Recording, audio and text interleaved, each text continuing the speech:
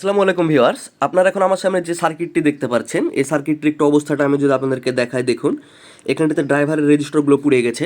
এছাড়াও যে বুস্টার সেকশনের রেজিস্টারগুলো আছে 10 ওহমের রেজিস্টার, সেসবও সকল পুড়ে গেছে।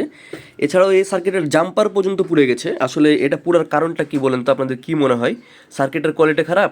আসলে সার্কিটের কোয়ালিটি খারাপ না, এটা আমাদের কপাল খারাপ। আমরা যখন আপনাদেরকে কমপ্লিট সার্কিটগুলো রেডি করে দিই, তখন আপনারা মনে করেন যে এগুলোর কোনো লিমিট নাই, আপনারা যতগুলো স্পিকার ইচ্ছা ততগুলো চালাতে পারেন।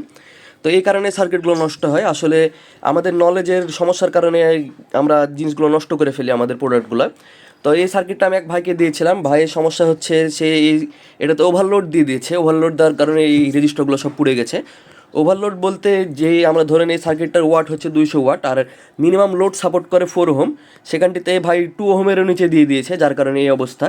তো এই ওহম, তারপরে ওয়াট, এসব সব কিছু আপনারা ক্যালকুলেশনগুলো একটু শিখে নেবেন। আমরা নিয়মিত আমাদের ফেসবুক পেজটাতে, আপনারা এখন যেখান থেকে ভিডিওটা দেখছেন এখানটিতে দেখতে পারবেন, আমরা অ্যাম্প্লিফায়ারের বিষয়গুলো নিয়ে আপনাদেরকে পোস্ট করি। পোস্টের মাধ্যমে জানানোর চেষ্টা করি ওয়াটের ক্যালকুলেশন, ওহমের ক্যালকুলেশন, সব কিছুর ক্যালকুলেশনগুলো আমরা দেখাই, খুবই সহজভাবে দেখায়। আপনারা সেগুলো পোস্টগুলো একটু ভালো করে দেখলে আপনাদের এই ধরনের ক্ষতি হবে না। তাই অবশ্যই আপনার কোনো সার্কিট স্পিকার লাগানোর আগে স্পিকারের ওহম, ওয়াট সব কিছু ম্যাচিং করে তারপর লাগাবেন। তাছাড়া আপনাদেরও এরকম হাল হবে। তো বন্ধুরা, ভিডিওটি দেখার জন্য ধন্যবাদ।